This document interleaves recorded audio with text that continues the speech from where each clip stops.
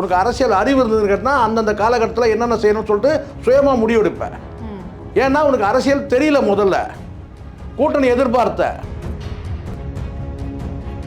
தனித்து போட்டிடுற எப்படா கூட்டணிக்கு கூட யாரும் வரல, அதனால தனித்து போட்டிடுற. சீமான் தனித்து போட்டிடுறதும் விஜய் தனித்து போட்டிடுறதும் ஒன்னா?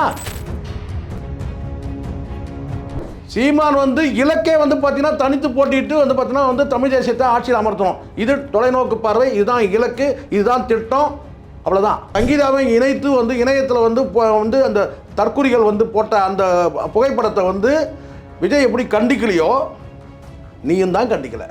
உன் மருமகள் தானே. விஜய் கண்டிக்காம போட்டோம், அவன் தற்குறி அவனே திட்டமிட்டு பண்றதா கூட இருக்கட்டும், அல்லது அவனுக்கு தெரியாம நடக்கிறதா கூட இருக்கட்டும். என் மருமகளை யாரும் இந்த மாதிரி வந்து தவறான வந்து படங்களை போடாதீங்க சொன்னா உன் மகன் உன் கழுத்துல தூக்கில தொங்க விட்டுருவான். உன்ன கோட் படத்தில் சிவகார்த்திகேயன் வந்து இந்த கடைசி வந்து ஒரு கேமியோ ரோலில் வரும்போது சிவகார்த்திகேயனுக்கு ஒரு ஃபேன் பேஸ் இருக்குது. அந்த ஃபேன் பேஸ் வந்து பார்த்தீங்கன்னா நமக்கு பயன்படுத்திக்கலான்ற அந்த நோக்கம் தானே. தலைன்னு வசனம் வச்சது எதுக்காக? தலை ரசிகர்கள் வந்து படத்தை பார்க்கணுன்றதுக்காக தானே.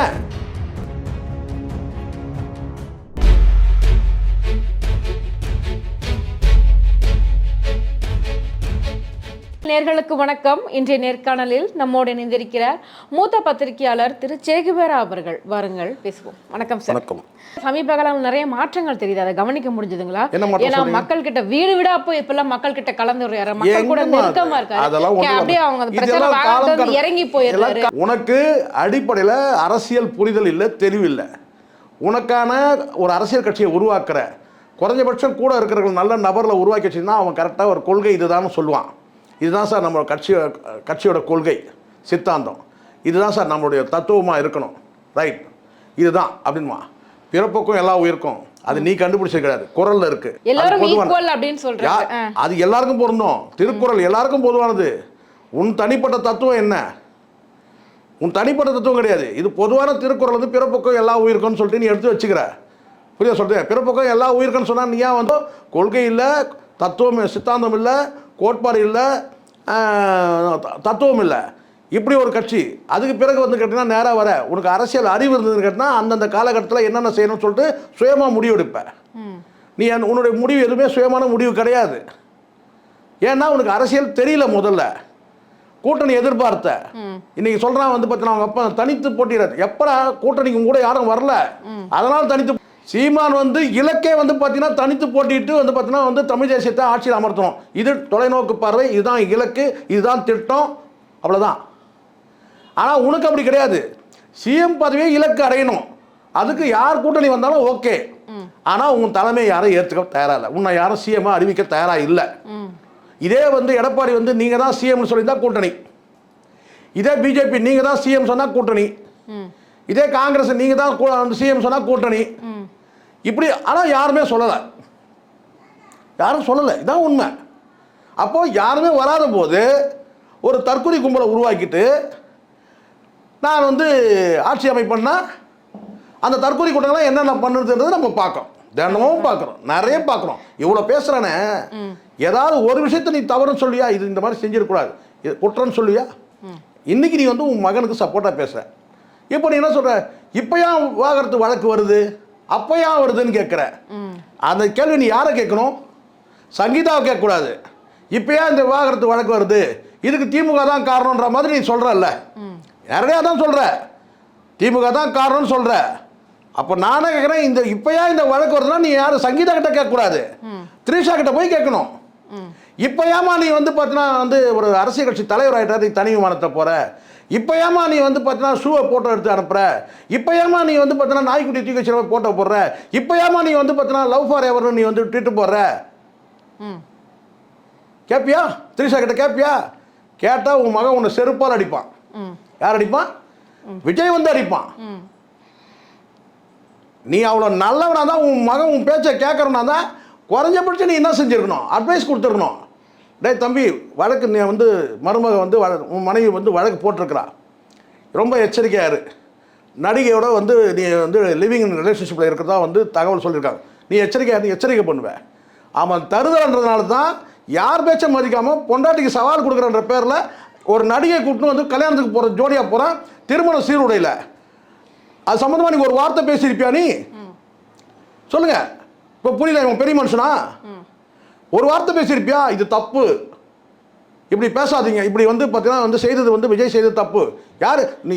மகனை நீ கண்டிக்க வேணாம், திரிஷாவை கண்டிக்க முடியுமா நீ? இவ்வளோ பேசுறல, எல்லா கதையும் எனக்கு தெரியும், எடுத்து விட்டுருவான். அப்புறம் அது இன்னும் நிறைய பேர் என்ன சொல்றாங்க அப்படின்னா, தனியா கூப்பிட்டு வச்சு வேணா கண்டிச்சிருப்பாரு, அட்வைஸ் பண்ணிருப்பாரு. அந்த கதைலாம் தேவையில்ல. இப்ப கேட்கறது ஒரே ஒன்று தான். விவாகரத்து வழக்கு நீதிமன்றத்துக்கு போகுது, விவாகரத்து வழக்கு நீதிமன்றத்துக்கு கொண்டு போறாங்க. இது வந்து சங்கீதா கொண்டு போறாங்க. அதில் நீ உள்நோக்கம் கற்பிக்கிற. என்ன உள்நோக்கம் கற்பிக்கிற? இந்த நேரத்தில் ஏன் வருது? இவ்வளவு நாள் பிரச்சனை வருது, 4 வருஷமா இருக்கிற பிரச்சனை இப்ப ஏன் வருதுன்னு கேள்வி கேட்கிறல்ல. இப்ப நீ ஏன் இவ்வளவு நாள் பேசாம இருந்த? இவ்வளவு நாள் என்ன பண்ணியிருந்த? நீ ஒரு மாமனார் ரோலை நீ பண்ணியா? மகனும் மகளும் பிரிஞ்சிருக்காங்க, கூடவே பேரனும் பேத்தியும் பிரிஞ்சிருக்கிறாங்க. அப்போ நீ என்ன செய்யணும்? இது வரைக்கும் நீ வந்து பார்த்தீங்கன்னா சேர்க்கிற முயற்சி என்ன பண்ணியிருக்கிற? இதுக்கு முன்னாடி ஒரு கேள்வி கேட்குறாங்க, மருமகள் குறித்து கேள்வி கேட்குறாங்க. இந்த கேள்வியை கேட்காதீங்கன்னு சொல்கிறேன். இப்போ ஏன் எல்லா கேள்விக்கும் பதில் சொல்கிறேன்? சொல்லுங்க. மருமகள் குறித்து ஒரு கேள்வி, இந்த விவாகரத்து வழக்குக்கு முன்னாடி, இந்த விவாகரத்து வழக்கெல்லாம் போகிறதுக்கு முன்னாடி மருமகள் குறித்து ஒரு கேள்வி ஒரு ஆங்கர் கேட்கும்போது அதை பற்றி கேட்காதீங்க, அதை பற்றி பேசாதீங்க. சொன்னது இதே எஸ்ஏசி. ஆனால் இன்றைக்கி வந்து நான் சொல்கிறேன்னா, இவ்வளோ நாளாக ஏன் பேசவே இல்லை, இப்போ எதுக்கு திடீர்னு வந்து அந்த வழக்கு? அப்போ அதை உள்நோக்கம் கற்பிக்கிறீங்க. அப்போது விஜய் வந்து முதலமைச்சர் ஸ்டாலினையும் சங்கீதாவையும் இணைத்து வந்து இணையத்தில் வந்து அந்த தற்குறிகள் வந்து போட்ட அந்த புகைப்படத்தை வந்து விஜய் எப்படி கண்டிக்கலையோ நீயும் தான் கண்டிக்கல. உன் மருமகள் தானே. விஜய் கண்டிக்காமல் போட்டோம், அவன் தற்குறி, அவனே திட்டமிட்டு பண்ணுறதா கூட இருக்கட்டும், அல்லது அவனுக்கு தெரியாமல் நடக்கிறதா கூட இருக்கட்டும். என் மருமகளை யாரை இந்த மாதிரி வந்து தவறான வந்து படங்களை போடாதீங்க சொன்னா உன் மகன் நான் உன் கழுத்தில் தூக்கில் தொங்க விட்டுருவானா? உன்ன நான் கேட்குறேன், நீ ஒரு பெரிய மனுஷனா? உன் மருமக தானே, இந்த நிமிடம் வரைக்கும் உன் மருமக தான்டா. உன் மருமகளை வந்து பார்த்தீங்கன்னா அசிங்கமாக போடுறான், ஐட்டம்னு போடுறான். கண்டிச்சியா நீ? பேசுனியா நீ? உன் மருமக தானே. ஒரு வார்த்தை யாரை வந்து பார்த்தீங்கன்னா இந்த அரசியலுக்காக என்னுடைய மருமகள் படத்தெல்லாம் நீங்கள் தவறாக பயன்படுத்தாதீங்க. இத்தனைக்கு டிவிகே விர்ச்சுவல் வாரியர்னே வருது. ஏன்னா நீ பேசாமல் இருந்த? இன்னைக்கு கேட்குறல்ல நீ, ஏன் வந்து இப்போ வருது? இதுக்கு திமுக காரணம். இந்த பிரச்சாரத்துக்கு திமுக வாடகை வாயின்னு பேச, நீ பேச தகுதி இருக்கா உனக்கு? நீ பேச. இந்த வாடகை வாயெல்லாம் வச்சுத்தாண்டா பெரிய சூப்பர் ஸ்டார்னு ஒரு பிம்பத்தையே கட்டின. நான் சொல்கிறேன், வாடகை வாயின்னு சொல்கிறல்ல, இந்த வாடகை வாய்களுக்கெல்லாம் காசை கொடுத்து வாடகை கொடுத்து தான் ஒன்றுமே இல்லாத ஒரு மக்கு பிள்ளைய, அறிவே இல்லாத ஒரு மக்கு மட சாம்பிராணிய ஒரு பெரிய நடிகன் நீ காட்டினது, மிகப்பெரிய அழகன்னு காட்டினது இந்த வாடகை வாய்கள் தான், இந்த வாடகை ஊடகங்கள் தான். அதுவும் குறிப்பாக ஒரு 3 பேரை குத்தகைக்கே எடுத்து குரங்குகளை பேச வச்சது நீங்கள் தானே. கோல்டு காயின் கொடுத்தது நீங்கள் தானே. அப்புறம் வாடகை வாய்கள் பேசுகிற இவங்களாம் ஊடகத்தில் இருக்க அத்தனை பேர் வாடகை வாய்களா? தப்பு இல்லையா? நீ முதல்ல நான் கேட்குறேன், இந்த வாடகை வாய்களை வச்சு தான் தலை அஜித்தை காலி பண்ணது, ஸ்ரீகாந்தை காலி பண்ணது, சிம்புவை காலி பண்ணது. ஏன் இன்னைக்கு கடைசியாக சிவகார்த்திகேயன் வரைக்கும் வந்து பார்த்தீங்கன்னா இந்த வாடகை வாய்களை வச்சு தான்டா வந்து காலி பண்ணி தானே உன்னை நீ பெரிய ஃபோக்கஸ் பண்ணினா. கொஞ்சம் விட்டா சூப்பர் ஸ்டார் வரைக்கும் போனீங்க. சூப்பர் ஸ்டார் ரசிகர்லாம் செருப்பாக அடித்து துரத்துனாங்க, எங்கள் இடத்துக்கு வராத ஓடிப்போ அப்படின்னு துரத்தி விட்டாங்க. இப்போ சினிமாவில் மார்க்கெட் இழக்கும்போது முடிஞ்சிருச்சு. லியோவோட கதை முடிஞ்சிச்சு, கோட் படம் அவுட்டு, ஃபெயிலியர். அப்போ உனக்கு தெரியுது மெல்ல மெல்ல நம்ம ஹீரோ சார் அவரு இன்னும் லீடிங்ல ஹீரோவா அப்படியே நீங்க ஒரு மாய உலகத்துல வாழ்ந்துட்டு இருக்கீங்க. பரிதாபமா இருக்கு உங்களை பாக்குறதுக்கு. விஜய் பொறுத்த வரைக்கும் மார்க்கெட் முடிஞ்சிருச்சு. கோட் படத்திலே வந்து பாத்தீங்கன்னா துப்பாக்கி கொண்டு வந்து சிவகார்த்திகேயன் கொடுத்ததே எதுக்காக? கோட் படத்துல சிவகார்த்திகேயன் வந்து இந்த கடைசி வந்து ஒரு கேமியோ ரோல்ல வரும்போது சிவகார்த்திகேயனுக்கு ஒரு ஃபேன் பேஸ் இருக்கு. அந்த ஃபேன் பேஸ் வந்து பாத்தீங்கன்னா நமக்கு பயன்படுத்திக்கலான்ற அந்த நோக்கம் தானே. தலைன்னு வசனம் வச்சது எதுக்காக? தலை ரசிகர்கள் வந்து படத்தை பார்க்கணுன்றதுக்காக தானே. பிரசாந்துக்கு ஒரு பெரிய கூட்டம் இருக்கு, காலகாலமாக வந்து பெண் ரசிகைகளை கொண்ட நடிகர். மைக் மோகனை கொண்டு வாங்க, இப்படி ஒரு பெரிய காம்போ உருவாக்குறதே எதுக்காக? உனக்கு அங்கே செல்வாக்கு இல்லை. உனக்கு செல்வாக்கு இருந்தனா இந்த நடிகர்லாம் தேவையே கிடையாது, தேவை கிடையாது. ஏன்னா உச்சத்தை விட்டு வந்திருக்கேன், பலமுறை மேடைகளில் பேசியிருக்காரு. உச்சம் அந்த உச்சத்தை தான் நானும் இப்போ பேசியிருக்கிறேன். உச்சத்தில் இருந்தா எதுக்கு வந்து நான் கேட்குறேன், உச்சத்தை விட்டுட்டு வந்தேன்னு சொல்கிறேன். இது உச்சத்தை விட்டுட்டு வந்தேன்னு சொல்கிறேன். இப்போ சொல்ல பார்ப்போம். இப்போ ஒரு ரூமர் வந்துட்டு இருக்குது, என்னன்னு கேட்டீங்கன்னா அடுத்த ஒரு படத்தை நடிக்க போறாருன்னு. ஆமா, சொல்லுவேன், இல்லைன்னு சொல்ல பார்ப்போம். ஜனநாயகன் படம் வந்து ரிலீஸ் ஆயிடுச்சு, ப்ரொடியூசருக்கு நஷ்டமாயிடுச்சு. நான் திரும்பி அந்த கதைக்கு போகாதீங்கம்மா. அது படத்தை ரிலீஸ் பண்ணதே இவன் தான் நான் சொல்லிட்டு இருக்கிறேன். படத்தை ரிலீஸ் பண்ணதே இவன் தான். அதன் மூலமாக வந்து தொண்டர்கள் சோர்ந்து இருக்கும்போது வேற வழி இல்லாமல் விடுங்க, அது லீக்குன்ற கணக்கில் விட்டாங்க. அது ரிலீஸ் சட்டவிரோதமாக ரிலீஸ் ஆகிடுச்சு. அதுக்கான வந்து கண்டுபிடிக்கிற வேலை நடந்துகிட்டு இருக்குது. இதில் இன்னொருத்தர்லாம் எல்லாத்துக்கும் இங்கே நீங்கள் வந்து திமுகன்னு சொல்ல முடியாது. அவன் இவன் நாம் நினச்சிட்டு இருந்தோம் இவன் தான் தற்குறி போல இருக்குன்னா, அவங்க அப்பனும் தற்குறின்றது இந்த பேட்டி பார்த்தவங்க தான் தெரியுது. இவன் தான் தலைமை தற்குறியை வந்து விஜய் நம்ம நினச்சிட்டு இருக்கிறோம். ஓ, தலைமைக்கும் ஒரு தலைமை இருக்கு போல இருக்கு. ஏன்னா பேசக்கூடிய வார்த்தைகள் சொல்றேன். ஏன்னா அவர் என்ன சொல்லியிருக்காரு பேட்டியில பாத்தீங்க அப்படின்னா, என் மகனை வந்து நான் வந்து தமிழகத்திற்கு கத்து கொடுத்துட்டேன். என் மகன் கிட்ட போயிட்டு இப்ப வந்து குடும்பம் முக்கியமா இல்ல தமிழ்நாடு முக்கியமான்னு கேட்டா தமிழ்நாட்டு மக்கள் தான் முக்கியம். நான் என்ன சொன்னா, தத்து கொடுக்கறது என்ன தெரியுமா? தத்து கேட்கணும். யார் தத்து கேட்பாங்க? நீங்க சொல்லுங்க. மாற்றம் வேணும்னு தத்து கொடுக்கறது பாருங்க. முதல்ல அடாப்ஷன் பத்தி பேசுவோம். முதல்ல வந்து தத்து கொடுக்கறது இருக்கு. தத்து யாருக்கு கொடுக்கறது? இப்போ நான் கேட்குறேன், அனாதாசிரமத்துக்கு கொடுத்தா அது தானம். நல்லா புரிஞ்சுங்க, நல்லா அந்த காணொலி பார்க்குற புரிஞ்சுங்க. ஒரு குழந்தை இருக்குது, அந்த குழந்தைய வந்து போயிட்டு நான் சரினா உங்களால் வளர்க்க முடியலன்னு சொன்னால் அந்த குழந்தைய கொண்டு போய் தத்து கொடுக்க முடியாது. அனாதாசிரமத்துக்கு தத்து கொடுக்க முடியாது. அங்கே வந்து தானமாக கொடுத்துட்டு வந்துடுவாங்க. ஆதரவாக நீங்கள் வளர்த்துங்க அப்படின்னு சொல்லி கொடுத்துட்டு வந்தாங்க.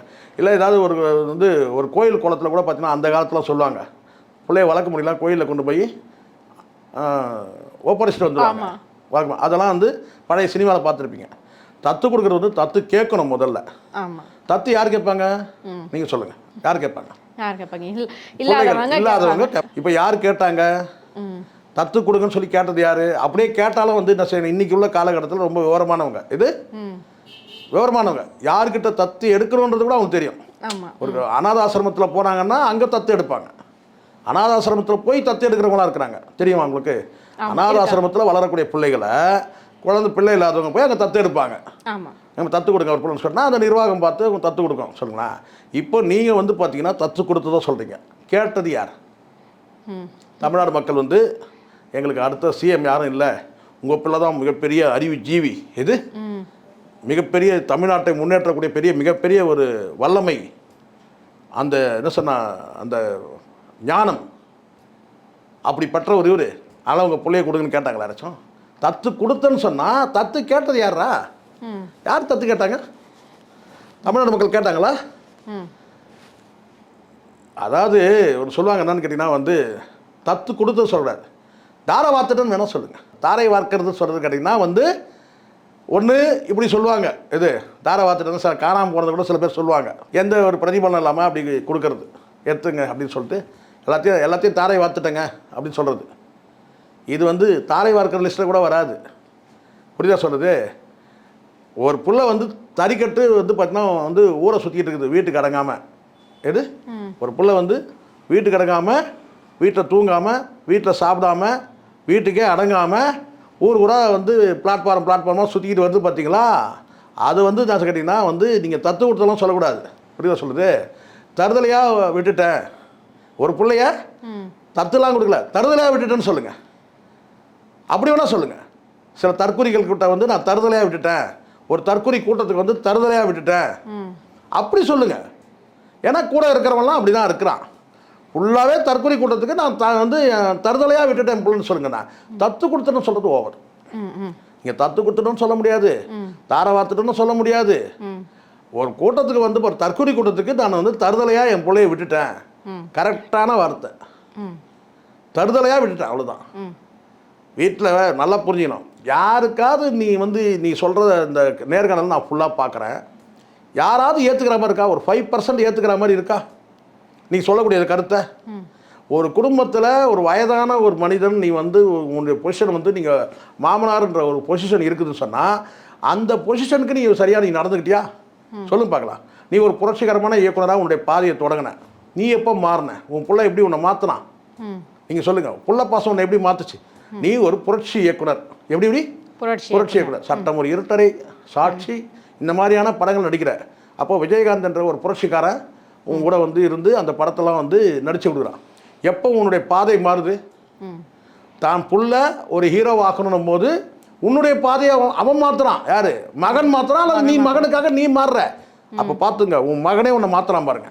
எப்படி உன்னை ஒரு புரட்சி பாதையிலேருந்து என்ன செய்கிறான், மாமியாருக்கு சோப்பு போடுற மாதிரி ஒரு ரோல் ஒரு கேரக்டர் வைக்கிறாங்க, ஒரு காட்சி வைக்கிற மாமியாருக்கு சோப்பு போடுற மாதிரி. கதாநாயகிக்கு சோப்பு போடுறதே அந்த காட்சியை வந்து ஒரு அப்பா எடுக்க மாட்டான். இது எப்பா இந்த காட்சியை அவாய்ட் பண்ணுப்பா, வேண்டாம் வேறு காட்சி வைங்க அப்படின்னு சொல்லணும். காதல் காட்சி எடுக்கலாம், ஆனால் ஒரு இந்த படத்தெல்லாம் எப்படி இவன் எடுத்தான்னு எனக்கு புரியவே இல்லை. இவன் அப்போ மகன் வந்து ஒரு ஹீரோ வச்சு ஒரு கதாநாயகி வந்து காட்சி இருந்து சோப்பு போடுற காட்சி எப்படின்னு தெரியல. ஏன்னா சில நேரங்களில் வந்து சில இயக்குநர்கள் இந்த வேலையை பண்ணுவாங்க. ஹீரோயினுக்கு நான் நடிப்பு சொல்லித்தரேன்னு சொல்லிட்டு ஹீரோவை பக்கத்தில் நிற்க வச்சுட்டு ஏய் நல்லா பார்த்துக்க இந்த காட்சி நீ தான் நடிக்கணும்னு சொல்லிட்டு இவனுக்கு வந்து பார்த்தீங்கன்னா முத்த காட்சியில் வந்து நடிப்பானுங்க. அந்த மாதிரி அதில் கில்லாடியான ஆள் தான் பாரதி ராஜா. ஒரு பக்கம் இவர் வந்து நான் கேட்டால் கட்டி பிடிக்கிற காட்சி நடிக்க சொல்லி தரும்போது இவர் அந்த காட்சியை வந்து நடித்து ஒரு கெமிஸ்ட்ரியை உருவாக்குவார் நடிகைகள்கிட்ட. அந்த மாதிரி நிறைய வந்து பாரதி ராஜா விளையாடி இருக்கிறாருன்னு வச்சுங்களேன். அப்போ அந்த மாதிரி இருக்கிற நடிப்பை சொல்லித்தரவங்க, அவங்க இயக்குனர் நடிப்பை சொல்லித்தரோம். அப்போது சோப்பு போடுற காட்சி வந்து ஒரு காட்சியில் வந்து பார்த்தீங்கன்னா ஒரு சோப்பு போடுற காட்சி வந்து என்னென்னா வந்து சங்கவியோட முதுகில் இவர் சோப்பு போடணும். இன்னொரு பக்கம் அந்த வந்து பார்த்தீங்கன்னா அந்த காட்சியில் வந்து அவங்க வரமாட்டாங்க, ஸ்ரீவித்யா வந்துடுவாங்க. அப்போ இந்த மாதிரியான காட்சிகள்லாம் வச்சு நீங்கள் படம் எடுத்து தான் தன்னுடைய மகனை நீங்கள் வந்து உயர்த்துற. இதுக்கு மேலே வந்து உங்களை உட்கார வச்சுட்டு நான் அதை பேச முடியாது. ஆனால் நான் சொல்கிறது என்னென்னா, நீ ஒரு புரட்சி பாதையில் உன் பயணத்தை எடுத்துருந்த, புரட்சிகரமான படங்கள் எடுத்துருந்த, உன்னையே மாற்றினவன் உன் மகன். அவன் மாற்றினானா அல்லது நீ மாறினியா? ஆக உங்கள் மாற்றமே இப்படி தான் நடக்குது. ஒரு தரமான இயக்குனர் போய் தரங்கட்ட இயக்குனர் எப்போ இன்னைக்கு பேசப்படுற. அப்போது உங்ககிட்ட என்ன இருக்குது ஒழுக்கம், உங்ககிட்ட நேர்மை என்ன இருக்குது? கலைத்துறையாக இருந்தவங்க நீ நேர்மையாக இருக்கணும்ல, நீ நேர்மையாக ஜெயிச்சுக்க. நீங்கள் ஒரு மாமியாருக்கு வந்து சோப் போடுற மாதிரி ஒரு காட்சி வைக்கிறேன்னா உனக்கு என்னடா கற்பனை, உனக்கு கேவலமான கற்பனை. நான் கேட்குறேன், இன்றைக்கி தலைமுறை பார்க்குறவங்களுக்கு எப்படி இருக்கும்? இன்றைக்கி விஜய் பின்னாடி இருக்கிறவங்களாம் இந்த தற்குறி கூட்டம்லாம் அந்த மாதிரி படத்தை காட்சியை பார்த்துட்டு உருவான கூட்டம். இப்போ சொல்லுங்கள் நீங்கள், இன்றைக்கி இவெல்லாம் சேர்ந்து ஓட்டு போட்டு முதலமைச்சர் ஆகிடணும், தலைமுறை எப்படி இருக்கும்? சினிமாவில் எப்படி நீ வளர்ந்தன்றதுக்கு ஒரு உதாரணம் தான் நான் சொல்கிறேன் நான். சரி, அதுக்கப்புறம் மாற்றிக்கிட்டீங்களா நீங்கள்? ஒரு படம் தாங்க இப்படி, அடுத்த படம் மாற்றிக்கிட்டீங்களா? எத்தனை படங்கள் முழுக்க முழுக்க அவனை கெடுத்து சீரழித்து அவனுக்கு வந்து பார்த்தீங்கன்னா வந்து அவனுக்கு பின்னாடி ஒரு அறிவற்ற கூட்டத்தை உருவாக்கினதில் உனக்கு ஒரு பெரும் பங்கு இருக்குது, புஷியானதுக்கு ஒரு பெரும் பங்கு இருக்குது. அந்த புஷியானதை நீ நேர்காணலில் என்னெல்லாம் சொல்லியிருக்கிற போடலாமா எடுத்து? அதனால் இப்போ நான் கேட்குறேன், இவ்வளோ நாள் ஏன் பேசவே இல்லை சங்கீதான்னு கேட்குறேன். நான் கேட்குறேன்டா, இப்போ ஏன் பேசுகிற நீ வந்து? இன்றைக்கி ஏன் நேர்காணல் கொடுக்குற? இந்த நேர்காணல் ஒரு மாதத்துக்கு முன்னாடி கொடுக்க வேண்டியதானே? இதே விஜயகாந்தோட வந்து பார்த்தீங்கன்னா அவங்க வீட்டில் வந்து பிரேமலதா அவங்க தாயார் இறந்தபோது அந்த சாவுக்கு போயிட்டு நீ வரும்போது அப்போ உங்கள்கிட்ட ஒரு வார்த்தை கேட்குறாங்க, உங்ககிட்ட கேட்குறாங்க. அப்போ நீ என்ன சொன்ன? கரூர் சம்பவம் நடந்து 2 நாள், நான் இப்போ என்ன நிகழ்ச்சிக்கு நான் வந்திருக்கேன்னு நீங்கள் அதை கேட்குறீங்க. அதுக்கப்புறம் நீ நேர்காணல் கொடுத்தியா? இரவு நேரங்களில் வந்து பாதுகாப்பு இல்லை, கிரைம் நடக்குது, அசிங்கமாக இல்லை. 5 மணிக்கு போயிட்டு வந்து பார்த்தீங்கன்னா நேற்றுக்கு நான் பார்க்குறேன், 5 மணிக்கு முடிச்சுட்டு அரும்பாக்கத்தில் வந்து பரபரன்னு பறந்து போகிறான். எங்கேயோ பிரச்சாரத்துக்கு தான் போகிறான்னு பார்த்தாக்கா 6 மணிக்கு போய் உள்ளே போய் நுழைஞ்சிக்கிறான். 6 மணிக்கு மேலே அவனால் வந்து கை கால் உதறும். இதான் நிலமை. 6 மணிக்கு மேலே அவனால் வந்து பார்த்தா ஆக்சஸ் ஆகாது. அதனால் வந்து பார்த்தீங்கன்னா வந்து விழுந்துட போகிறேன்னு சொல்ல. அதனால தான் அன்றைக்கி விழுந்தது. மலேசியா போயிட்டு வரும்போது விழுந்த காட்சியில் அன்ஸ்டபிள் ஆகிடுவான். இதான் உண்மை, ஃபேக்ட். இதை நீ மறைக்கிற. கேட்டவுடனே உன் முகம் மாறுச்சு. ஆங்கர் கேட்கும் போது டக்குன்னு உன் முகம் மாறுது பாருங்கள், எடுத்து பாருங்கள். அதை ரொம்ப ஷார்ப்பாக எடிட் பண்ணியிருக்கிறாங்க.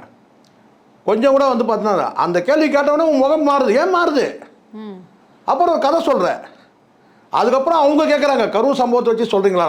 ஆமான்னு அப்புறம் இழுக்கிற. 6 மணிக்கு மேலே க்ரைம் வந்து எல்லாமே இருட்டில் தான் நடக்குது. எல்லா க்ரைமும் ஏன் பகலில் நடக்கலையா? உன் கட்சி கூட உங்கள் தாவேகா கூட்டத்தை தாலி அறுத்ததெல்லாம் இருக்குல்ல, அது பகலில் தான் நடந்துச்சு, இரவுலேயே நடந்துச்சு. அப்போ முன்னாடியே இரவு நேரத்தில் க்ரைம் நடக்குன்னா நீங்கள் மகனை எச்சரிக்கை பண்ண வேண்டியதானே? அப்போ எல்லா அட்டகாசமும் நீங்கள் பண்ணிடுவீங்க. அப்புறம் எதாவது ஒன்று நடந்துச்சுன்னா உங்கள் மகனுக்கு கொசு கடிச்சா உடனே திமுகவுடைய சதி, மூட்டை பூச்சி கடிச்சா இது வந்து திமுகவோட சதி, வேனில் ஏறும்போது படிக்கிறத சறுக்கி விழுந்தா திமுக சதி, எல்லாத்துக்கும் சதி, திமுக சதி. வெக்கமாக இல்லை உங்களுக்கு? உங்களுக்கு எதிர்த்து போராட முடியல. இன்றைக்கி நீ கேட்குற வந்து பார்த்தீங்கன்னா நீங்கள் தான் நல்லாட்சி நடத்துனீங்களே, நீங்கள் ஏன் வந்து விளம்பரம் பண்ணுறீங்க? இது ஒரு கேள்வி. அது ஒரு அரசியல் கட்சி வந்து பார்த்தீங்கன்னா விளம்பரம் பண்ண தான் செய்வாங்க. நான் கேட்குறேன், நீ தான் பெரிய சூப்பர் ஸ்டார் ஆச்ச, ஏன் வந்து பார்த்தீங்கன்னா இப்போ வந்து படம் ஏற்கனவே ரிலீஸ் ஆகி அவுட் ஆஃப் வேர் ரிலீஸ் ஆகி படம் ஃப்ளாப்பு. ஆமா. இன்னும் வந்து போட்டுக்கிறான் ஜனநாயகன் வந்து ஆடு போட்டுக்கிறான். ஏன் போடுற? நீ தான் பெரிய ஸ்டார் ஆச்சே. கோட் படத்துக்கு ஏன் விளம்பரம் பண்ண? நீ தான் பெரிய சூப்பர் ஸ்டார் ஆச்சே. லியோ படத்துக்கு ஏன் விளம்பரம் பண்ணீங்க? விளம்பரம் நிறைய டிவிக்கே. அதான் நான் நீ தான் பெரிய ஸ்டார் இல்ல. அப்போ நீங்க கேக்குறீங்க, நீங்க தான் நல்லாட்சி நடத்துனீங்க, நீங்க தான் வந்து முக்கிய பெரிய கட்சி, நீங்க ஏன் வந்து விளம்பரம் பண்றீங்கன்னு கேட்கறல்ல. இதே எஸ்எஸ்சி கேட்குற வார்த்தை என்னன்னா, ஏன் வந்து விளம்பரம் உங்களுக்கு, நீங்க தான் நல்லாட்சி நடத்துனீங்களா, ஏன் வந்து நீங்க விளம்பரம் பண்ணிக்கிறீங்கன்னு கேட்குறேன். அப்போ நானும் கூட கேட்குறேன்னு கேட்டேன், நீ தான் பெரிய ஸ்டார் இல்லை, நீ ஏன் விளம்பரம் பண்ணிக்கிற சொல்லுங்க. உங்க விஜய் நீ ஏன் விளம்பரம் பண்ற? சைலண்டாக வந்துட்டு கையை ஆட்டிட்டு போக வேண்டியதானே. 4 டிவிக்கு பணத்தை கொடுத்து எதுக்கு வந்து பார்த்தா, நீ தான் பெரிய ஸ்டார் ஆச்சே, உங்க விஜய் வந்து உயிரோட வரவா கேட்குறல. இப்போ புரியுதுங்களா? விளம்பரம் இதெல்லாம் சிறுபிள்ளைத்தனமானது. அவங்க ஏன் வந்து நல்லாட்சி, அவங்க ஏன் விளம்பரம்னா, இதை விட ஒரு கூத்து என்னன்னு கேட்டீங்கன்னா சொல்லுவாங்க. இதை விட ஒரு விஷயம் என்னன்னா, ஜெயலலிதா அவர்கள் வந்து இவர் சந்திக்கவே இல்லையா. அந்த கையை கட்டிக்கிட்டு பேசுறது வந்து பார்த்தீங்கன்னா, அவர் அறிக்கை கூட இல்லை, அவர் வந்து பேசுகிறாரு. அணில் மாதிரி வேலை செய்யுங்கன்னு சொல்லி உத்தரவு போட்டது விஜய் மக்கள் இயக்கத்தை. விஜய் தலைவா போட பிரச்சனை வந்து ஊருக்கே தெரியும். அதிமுக இவர் தான் பிரச்சாரம் பண்ண அஜெண்டா கொடுத்தாங்களா? அதெல்லாம் பூசி முழுகிறவெல்லாம் வச்சுக்கூடாது. இதெல்லாம் பூசி முழுகிற வேலை. அப்போ நான் கேட்குறேன், நீ ஆரம்ப காலத்தில் வந்து பார்த்தா திமுக சொம்பு தூக்கலையா? நீ எஸ்எஸ்சி ஆரம்ப காலத்தை வந்து திமுக சொம்பு தூக்கலையா? அப்புறம் என்ன கருத்து வேற்றுமையில் நீங்கள் மாறுறீங்க? அம்மா கிட்ட போகிறீங்க, சரண்டர் ஆகுறீங்க. உங்கள் படம் சிக்கலை மாட்டிக்கிச்சு, அதுலேருந்து ரிலீஸ் ஆகிறதுக்காக நீங்கள் போகிறீங்க. புரியுதா? டைம் டு லீடுன்ற அந்த படம், அதுதான் பிரச்சனையாங்க. அந்த வார்த்தைக்காக ஊருக்கே தெரியும். பூசி பொய் சொல்லக்கூடாது. அதுல இவ்வளோ டென்ஷன் ஆகுறீங்க. இன்னொரு கேள்வி கேட்டால் இன்னொரு நீங்கள் டென்ஷன் ஆகிடுவீங்க போல. பத்திரிக்கையாளர் டென்ஷன் இல்லாமல் இவனெல்லாம் இப்போ நம்ம கடமைமா தமிழ்நாட்டை காப்பாற்றுற வேலையை நம்ம செஞ்சுட்டு இருக்கோம். டென்ஷன் நல்லா புரிஞ்சுங்க. தனிப்பட்ட முறையெல்லாம் ஒன்றுமே கிடையாது. தமிழ்நாட்டை தற்கொலைகள் கூட்டத்துக்கிட்ட இருந்து காப்பாற்றுறோம். இன்னைக்கு நாளைக்கு என்ன வேணா ரிசல்ட் எப்படி வேணா வரட்டும், ஆனால் நான் விட மாட்டேன். தமிழ்நாட்டை காப்பாற்றுறதுக்கு ஒரு கடமையாக நான் செஞ்சுட்டு இருக்கிறேன். ஏன்னா வந்து பார்த்தீங்கன்னா காசு வாங்கிட்டு பேசுகிறேன்னாக்கா வந்து ஆளுங்கட்சியில் இந்த சைடில் வந்து பார்த்தீங்கன்னா ஆண்ட கட்சி ஆளுங்கட்சி 2 கட்சியை மாறி கூட்ட நான் வந்து அசைன்மெண்ட்டுக்கு போகவே இல்லை. நாங்கள் 4 லட்சம் தரோம், நாங்கள் 3 லட்சம் தரோம், ஏன் பேசாமல் இருக்கிறதுக்கு 5 லட்சம் தரோம், இந்த டிவிக்கே கூட்டம் சொல்கிறேன். எதுக்குமே நான் போகவே இல்லை. எந்த லிஸ்ட்லையும் என் பேர் கிடையாது. எடுத்து பாருங்கள். இதை இன்னைக்கு சொல்கிற கடைசி பிரச்சாரம் இது இன்னைக்கு முடியுது இல்லையா? எந்த வந்து பார்த்தீங்கன்னா அந்த ஊடகத்துக்கு ஆதரவாக பேசக்கூடிய அந்த லிஸ்ட் இருக்குது. டிஎம்கே ஆதரவு வந்து, ஏடிஎம்கே ஆதரவு, டிவிகேக்கு ஆதரவு, 3 லிஸ்ட்லையும் என் பேர் எடுத்து காட்டுங்க. நாங்கள் பேசுறதே நிறுத்திடுறேன். எந்த லிஸ்ட்லையும் என் பேர் கிடையாது. எதுக்கு யாருக்கும் நான் விலை போகவும் இல்லை. இந்த நிமிடம் வரைக்கும் எனக்கு அந்த லட்சங்கள் தேவையில்லை. தமிழ்நாட்டை காப்பாற்றணும். தமிழ்நாட்டை இந்த தற்கொலைகள் கூட்டத்தை காப்பாற்றணும். திராவிட கூட்டத்திலேருந்து அப்புறம் பார்ப்போம். முதல்ல வந்து இந்த தற்கொலைகள் கூட்டத்திலேருந்து முதல்ல தமிழ்நாட்டை காப்பாற்றணும். அதுக்கு இங்கே மாற்று 2 தான். இனி வந்து பார்த்தீங்கன்னா தேசிய கட்சிகள் நம்பி நீங்கள் பயன் கிடையாது. அது காங்கிரஸாக இருக்கட்டும், பிஜேபியாக இருக்கட்டும். நாளைக்கே இதே விஜய் தூக்கி கூட பிடிப்பாங்க. இன்றைக்கே மறைமுகமாக பிடிக்கிறாங்க. அப்போ இங்கேருந்து பார்த்தீங்கன்னா ஒன்று திராவிடம், தமிழ் தேசியம், இந்த 2 மட்டும்தான் வந்து சொல்யூஷன். மக்களுக்கு வாக்களிக்கிறவங்களும் அந்த எண்ணத்தில் தான் வாக்களிக்கணும். ஒன்று தமிழ் தேசியம், இல்லை திராவிட முன்னேற்ற கழகம். இதை 2 தாண்டி நீங்கள் அதிமுக வாக்களிக்கிறதும் பிஜேபி வாக்களிக்கிறதும் ஒன்று, டிவிகேக்கு வாக்களிக்கிறதும் பிஜேபி வாக்களிக்கிறதும் ஒன்று. அதே மாதிரி பத்திரிகையாளர்கள் வந்து சந்திச்சே ஆகணுமா? எல்லா பொலிட்டிஷியனும் பத்திரிகையாளர் மீட் பண்ணிட்டு தான் இருக்காங்களா? ஏன் இது ஒரு பெரிய குற்றமா ஏன் பார்க்குறீங்க? அறிவு இருந்தால் பேசணும். அறிவு இருந்தால் பேசணும். இதுனா சினிமாவா? சினிமா வந்தால் கூட பிஆர்ஓ வச்சு நீங்கள் வந்து பார்த்தீங்கன்னா வந்து பத்திரிகையாளர் தகவல் தரீங்கல்ல. சினிமாவில் கூட வந்து ஏன் இதுக்கு முன்னாடி சினிமா வந்து பத்திரிகையாளர் உங்களுக்கு பத்திரிகையாளர் சந்திக்க திராணி இல்லை. அதான் நடிகராக இருக்கும்போது கூட பார்த்தீங்கன்னா ஏன் இதுக்கு முன்னாடி சந்திச்சதே இல்லையா? ஒரு நாட்டுக்கு வந்து வழிகாட்டக்கூடிய தலைவன், ஒரு கட்சியை வழிகாட்டக்கூடிய தலைவன் நேரடியாக மக்கள்கிட்ட தொடர்பு கொள்ள முடியாது. ஒருத்தருக்கிட்டே ஈச் அண்ட் எவ்ரி பர்சன் ஒரு நபர்கிட்டே நீங்கள் வந்து ரீச் ஆக முடியாது. அப்போது பத்திரிகையாளர்கள் எல்லாமே வந்து பார்த்தீங்கன்னா ஒரு குழுவாக செயல்படக்கூடியவங்க. மக்களுடைய எண்ணங்கள் மக்களுக்கு வந்து போய் இந்த செய்தியை கொண்டு போய் சேர்க்கறது, இல்லை மக்கள்கிட்ட இருந்து வரக்கூடிய வந்து கேள்வியை வந்து நடிகர்கிட்ட கன்வே பண்ணுறது அவங்க வேலை. வெறும் நடிகர்கிட்ட மட்டும் கிடையாது, ஒரு தலைவர்கிட்ட. அப்போது ஒரு தலைவருக்கும் மக்களுக்கும் ஒரு பாலமாக இருக்கிறவங்க தான் பத்திரிகையாளர்கள். அந்த பத்திரிகையாளர் தான் சந்திக்க மாட்டேன்னு சொல்கிறது வந்து பார்த்தீங்கன்னா குற்றம் கிடையாது, மாபெரும் குற்றம். அது யாராக இருந்தாலும் சரி, அது நரேந்திர மோடியாக இருக்கட்டும், வெவ்வேறு கட்டத்தில் ஏதாவது ஒரு கட்டத்தில் வந்து பத்திரிகையாளர் சந்திப்பாங்க, இல்லை இண்டிபெண்டாக சந்திப்பாங்க. இப்போ நரேந்திர மோடி வந்து பார்த்தீங்கன்னா ஒரு குழுவாக சந்திக்க மாட்டார், இண்டிபெண்டாக மீட் பண்ணி பேசியிருக்கிறார். எத்தனையோ பத்திரிகைகளை வந்து பார்த்தீங்கன்னா வந்து தனிநபராக உட்காந்து எத்தனையோ நேரம் இருக்குது. அது கூட உனக்கு கதி இல்லை. ஏன்னா சரக்கு இல்லை.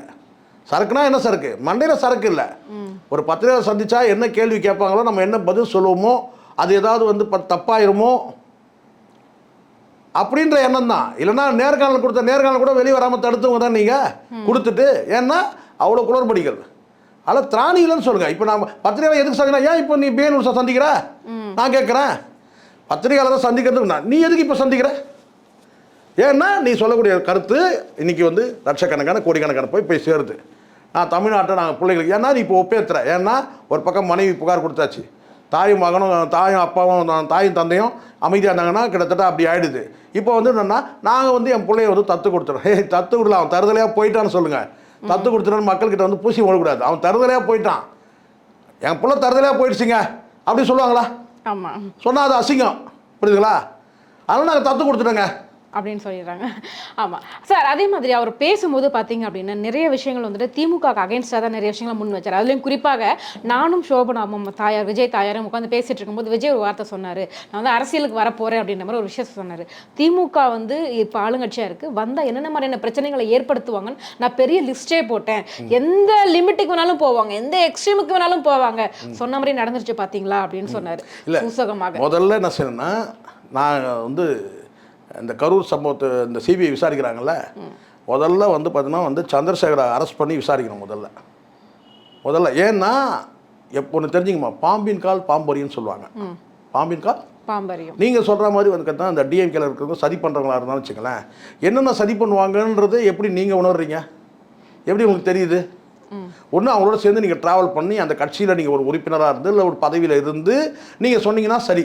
ஏன்னா திமுக நிறைய குடும்பங்கள் வந்து கெட்டிருக்குது, நிறைய விஷயங்கள் நடந்திருக்குது, நிறைய லிஸ்டே நான் போட்டு காட்டினேன் என் பையனுக்கு. ஆனால் என் பையன் தீர்க்கமாக இருந்த அரசியலுக்கு வரணும் கிழிச்சாரு தீர்க்கமாக. அப்புறம் நல்லா சொல்லிட ஏதாவது வாயில் ஏதாவது வந்துட போகுது. எனக்கு தீர்க்கமாலாம் ஒன்றும் கிடையாது. மத சாம்பிராணின்னு நல்லா பல முறை ப்ரூவ் நான் சொல்கிறது அது கிடையாது. நீங்கள் அந்த கட்சியோட சேர்ந்து ஒரு தொண்டரா ஒரு நிர்வாகியா நீண்ட காலம் பயணம் பண்ணிங்கன்னா அப்போ தெரியும். இங்கே நான் மீண்டும் கூட நானே சொல்கிறேன், திமுகவை எதிர்த்து அரசியல் பண்ணணும்னா உங்களுக்கு 7 அறிவு வேணும். உங்களுக்கு 4 அறிவு 5 அறிவு அவ்வளோதான் இருக்குது. விஜய்க்கு 6 அறிவுலாம் கிடையாது, 5 அறிவு இருக்குது. 6 அறிவு இருந்தால் அவன் லைலா காலேஜில் ஃபுல்லாக முடிச்சுட்டு வந்திருப்பான் கோர்ஸை. அவனுக்கு இருக்கிறது 5 அறிவு தான். கூட இருக்கிறவங்க எல்லாம் பார்த்தீங்கன்னா அவனுக்கு ஒருத்தனுக்கு மாட்டு மூளை இருக்குது, ஒருத்தனுக்கு ஆட்டு மூளை இருக்குது, ஒருத்தனுக்கு கோழி மூளை இருக்குது, ஒருத்தனுக்கு பூனை மூளை இருக்குது. இப்படி வந்து அறிவு மட்டும் நான் சொல்கிறேன், மூளையை சொல்கிறேன். அங்கே இருக்கிற வந்து சில பேருக்கு வந்து ஜந்துக்களுக்கான வந்து ஒரு அறிவு இருக்குது. இப்படி தான் அந்த கூட இருக்கிற அறிவுலாம். அப்போ விஜய்க்கு 5 அறிவுலேருந்து பார்த்தீங்கன்னா அப்படியே சரிஞ்சிக்கிட்டே வருது. 4 4 3 2 1 1/2 அப்படி வந்துட்டு இருக்குது. அவ்வளோதான் இருக்குது மொத்தமே இங்கே, புரியுங்களா? 6 அறிவு உள்ள எவனுமே கிடையாது. ஆனால் திமுக அது எதிர்த்து அரசியல் பண்ணணும்னா 7 அறிவு தேவை. அந்த 7 அறிவு இருந்தவங்க சம அறிவை கலந்து 7 அறிவை கலந்து 8 அறிவு இருக்கிறவங்க கூட ஜெயிச்சிருக்கிறாங்க. இது உண்மை. இது அப்போ திமுக எதிர்த்து அரசியல் பண்ணால் 6 அறிவே 10வது நம்ம உங்களுக்கு இருக்கிறதே 5 அறிவுட எல்லாருக்குமே, 5 அறிவு கீழே எல்லாருக்குமே. புரியுதா சொல்கிறது? ஆட்டு மூளையை மாட்டு மூளையை வச்சு நீங்கள் வந்து பார்த்தீங்கன்னா செயல்பட முடியுமா? அதனால் நீங்கள் போகிற இடத்துல அடி வாங்குறீங்க. இதுதான் உண்மை.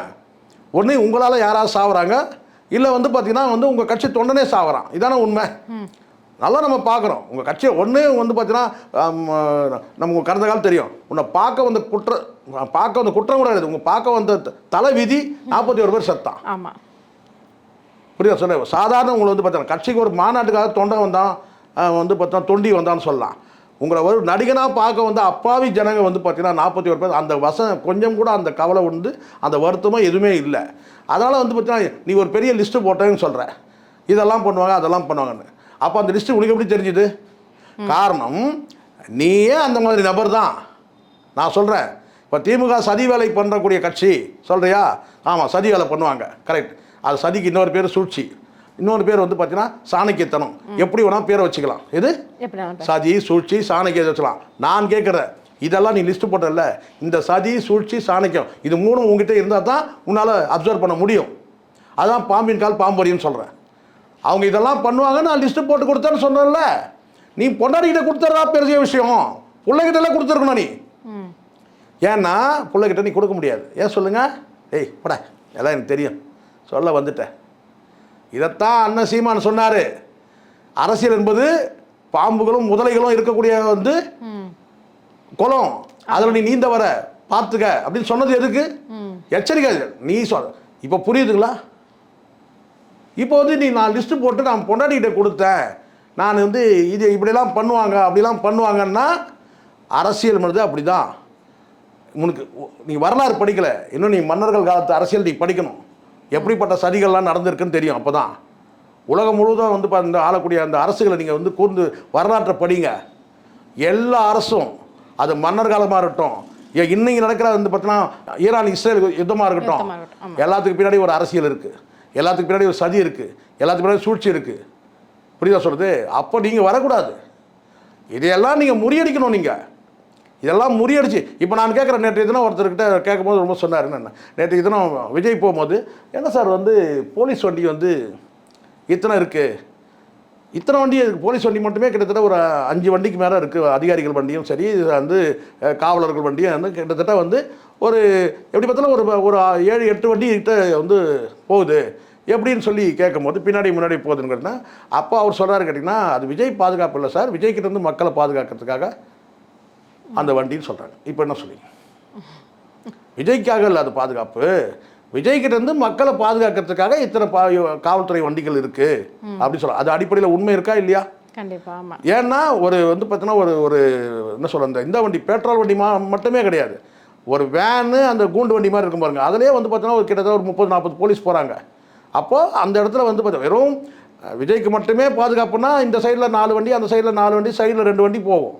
ஆனால் தாண்டி இந்த மாதிரி வந்து ஒரு பட்டாலியன் போலீஸ்லாம் உள்ளே வச்சு போகுதுன்னு சொன்னால், விஜய்கிட்டேருந்து மக்களை பாதுகாக்கிறது தான் அந்த காவல்துறையோட வேலையாக இருக்குது. ஸோ அதனால தான் அந்த கண்டிஷன் போட்டால் வந்து பார்த்தீங்கன்னா நாங்கள் எங்களை தடுக்கிறாங்க முடக்கிறாங்கன்னு சொல்கிறது இதெல்லாம் நிறைய இருக்குது. ஸோ அதனால் ஒரு விஷயம் நல்லா தெரிஞ்சுக்கணும், நான் லிஸ்ட்டு போட்டேன், விஜய் இது சதியெல்லாம் போட்டாங்க. முதல்ல உங்களுக்கு வந்து பார்த்தீங்கன்னா வந்து அடிப்படை அரசியல் புரிதல் இருக்கணும், ஒரு அரசியல் கட்சியை எப்படி நடத்தணும் தெரிஞ்சிருக்கணும். எத்தனை விஷயங்கள் நீங்கள் எல்லாத்தையும் வந்து டிஎம்கே மேலே பழி போடுவீங்க. இப்போ நான் கேட்குறேன், 100 கோடி ரூபாய் வந்து ஒரு இடத்துல காட்டியிருக்கீங்க, ஒரு இடத்துல ஒரு தொகுதியில் 100 கோடி ரூபாய் வந்து கூடுதலாகவும் குறைவாகவும் காட்டியிருக்கீங்க 2 தொகுதியில். இது திமுக சதியா? இப்போ இதுல இருந்து புரியலையா? அவனுக்கு மூளை இல்லைன்னு புரியுது. என்னடா இங்கே ஒரு அமௌண்ட்டை காட்டுறோம், அங்கே ஒரு அமௌண்ட்டை காட்டுறோம், 100 கோடி வந்து பற்றிய டிஃப்ரென்ஸை நீங்கள் காட்டுறீங்கல்ல. இதனால் உங்களுடைய வேட்புமனுமே டிஸ்குவாலிஃபை ஆனால் கூட என்ன சொல்லுவாங்க, கண்டிப்பாக திமுக சதிங்க இது அப்படி தானே சொல்வீங்க. நீங்கள் எல்லாத்துக்கும் அதானே சொல்கிறீங்க. நீங்கள் அதெல்லாம் மக்களுக்கு தெரிஞ்சு நீங்கள் வந்து பார்த்தீங்கன்னா பிஜேபியோட இன்னொரு முகந்தமாக இவன் இந்த இடத்துல இங்கே உள்ளபடியாக அப்சர்வ் பண்ணி நீங்கள் பார்த்தீங்கன்னா பல விஷயங்களில் வந்து மத்திய அரசு இவனை கண்டுக்காமல் விடுது. ஏன் இந்த பிரச்சாரத்தை கூட பார்த்தீங்கன்னா பிஜேபி பெருசாக வந்து விஜய் வந்து எதுவும் பேசவே இல்லை. நம்ம பார்க்குறோம், அண்ணாமலை ஒரு பக்கம் ஒரு கட்டம் தாண்டி சப்போர்ட்டே பண்ணுறாரு. ஆக ஒரு விஷயம் கிளியர் ஆகிடுச்சு, இவங்க சொல்கிறாங்களா மைனாரிட்டி ஓட்டு போடுறாங்க, எல்லா கிறிஸ்டியன்களுக்கும் தெரியுது விஜய் வந்து பிஜேபியோட மறைமுக சப்போர்ட்டில் இருக்கிறாருன்றது தெரியுது. புரியுங்களா? விஜய்க்கு வாக்களித்தாலும் ஒன்று, பிஜேபி வாக்களித்தாலும் ஒன்று. இப்போ நீங்கள் சொல்லிங்க இவர் வந்து ஜோசப் விஜய் ஆச்சுன்னா, அது அங்கே ஒருத்தன் இல்லை எங்கே வேலூர் ஒரு இப்ராஹிம் ஒரு பாய் வந்து பார்த்தீங்கன்னா 10 போலீஸ்காரோட சுற்றிட்டு இருக்காருல்ல, அதே கதை தான் இவங்க கதையும். என்ன அவருக்கு 10 போலீஸு, இவங்களுக்கு ஒரு 200 போலீஸு, அவ்வளோதான் வித்தியாசம். புரியுதுங்களா? முழுக்க விஜயை பொறுத்த வரைக்கும் விஜய் வந்து பிஜேபியோட இன்னொரு முகம், அவ்வளோதான். நீங்கள் விஜய்க்கு வாக்களித்தாலும் ஒன்று, பிஜேபி நீங்கள் டேரெக்டாக பிஜேபியை வாக்களிச்சிடலாம். அதே மாதிரி நீங்கள் அதிமுக வாக்களித்தாலும் அது கிட்டத்தட்ட பிஜேபி வந்து வாக்களிச்சது தானே, அப்படி தானே இப்போ கூட்டணியில் இருக்கிறாங்க. அப்போ இங்கே இருக்கிற ஆப்ஷன் 2 ஆப்ஷன் தான். எஸ்எஸ்சியோட வந்து பல வார்த்தைகள் நம்ம எடுத்து பேசினா ஒரு நாள் ஃபுல்லாக பேசியிருக்கலாம். ஏன்னா அவ்வளோ வந்து அபத்தமாக இருக்குது, அற்பத்தனமாக இருக்குது. இங்கே மக்கள் கடைசி நேரத்தில் ஒரே முடிவு எடுத்துக்கணும்னு கேட்டால் யார் வாக்களிக்கணும், திமுகவா வந்து பார்த்தீங்கன்னா வந்து நாம் தமிழரா, இந்த 2 தவிர்த்துட்டு வேறு ஆப்ஷனே கிடையாதுன்ற. மற்ற கட்சிகள் நீங்கள் ஒட்டுமொத்தம் புறந்தள்ளணும், வேறு வழியே கிடையாது. எங்கள் கேள்விகளுக்கு ரொம்ப சிறப்பான பதில் சொன்னீங்க சார். நன்றி.